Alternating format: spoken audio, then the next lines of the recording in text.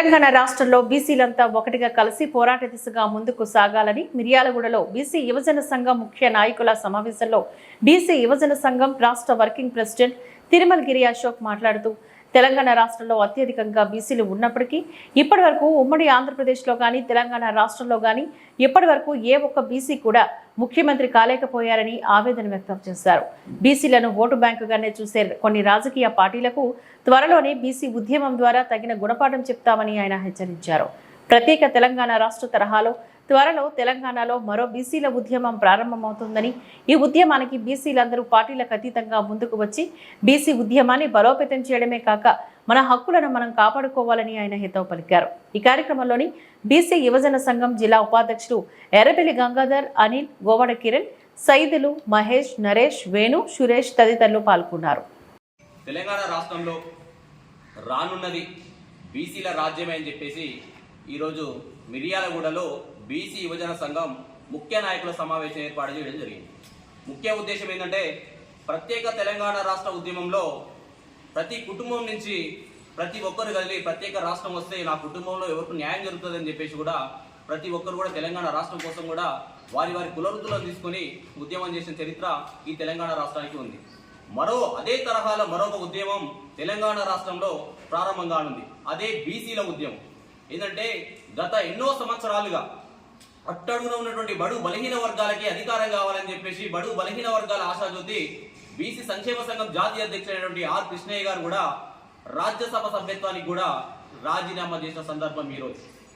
అధికారం ఇంకా 4 సంవత్సరాలు ఉన్నప్పటికీ కూడా నా బీసీల అభ్యున్నతి నాకు ముఖ్యమని చెప్పేసి ఈరోజు బీసీ సంక్షేమ సంఘం జాతీయ అధ్యక్షులు రాజ్యసభ సభ్యత్వానికి కూడా రాజీనామా చేసిన చరిత్ర మన బీసీ సంఘం జాతీయ అధ్యక్షులు ఆర్ కృష్ణయ్య గారికే దక్కుతుంది.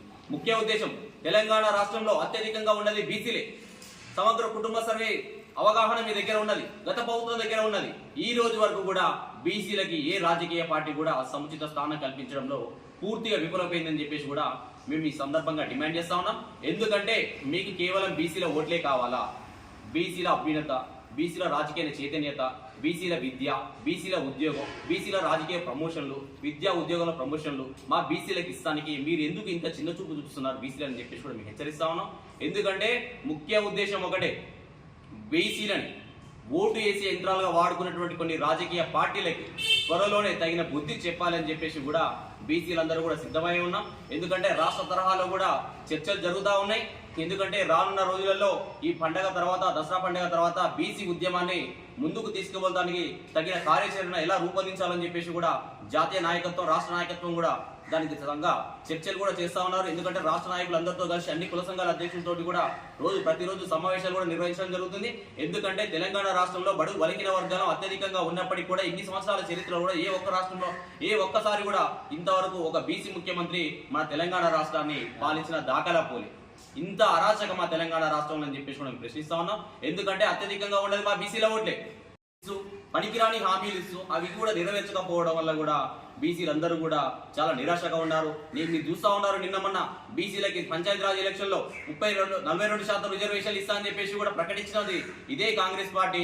ఇప్పుడున్నటువంటి ముఖ్యమంత్రి రేవంత్ రెడ్డి గారే మీరు ఇచ్చిన మాట ప్రకారం మీరు 42% రిజర్వేషన్లు ఇవ్వాలని చెప్పేసి మేము పెద్ద ఎత్తున కొట్లాట ఇస్తున్నప్పటికీ కూడా రిజర్వేషన్లు మేము పెంచుతాం కానీ 42% అని కూడా ఈ రోజు కూడా నోరు ఎత్తిన పాపాన పోట్లే ఈ రాష్ట్ర ముఖ్యమంత్రి గారు.